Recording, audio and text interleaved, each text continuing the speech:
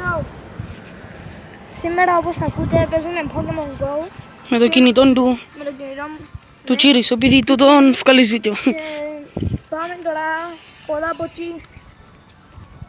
Αφού αν έχεις ίντερνετ ρε, είναι τέλος να πιάσεις Pokemon. Έβαλε το 3G.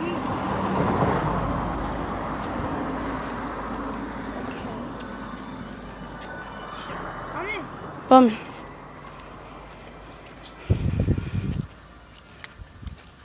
Εντάξει είναι πειρά. Εγώ αν παίζω Pokemon και ποτέ θα παίξω. Ναι, επειδή φοβάται. Ρε αφού είναι καλό. Βλέ, δεν το καημένο το πουλί.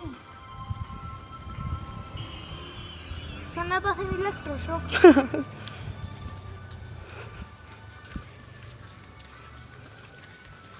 Come on, εσύ. Οκ. Για μην τώρα πάμε. Εντάξει, Pokemon Go δεν είναι τόσο σπουδαίο. Απλά για να περνάς την ώρα σου λιωχάζει. Ας πούμε, έχει κάποια καλά το Pokemon Go. Αν θέλεις για παράδειγμα αν είσαι μόνο μες στο σπίτι, μπορείς να βγαίνεις έξω. Ας πούμε, να κάνεις γνωριμίες με άλλους Pokemon. Έχει και τα καλά του. Είμαστε στις καμάρες που έχει Pokemon.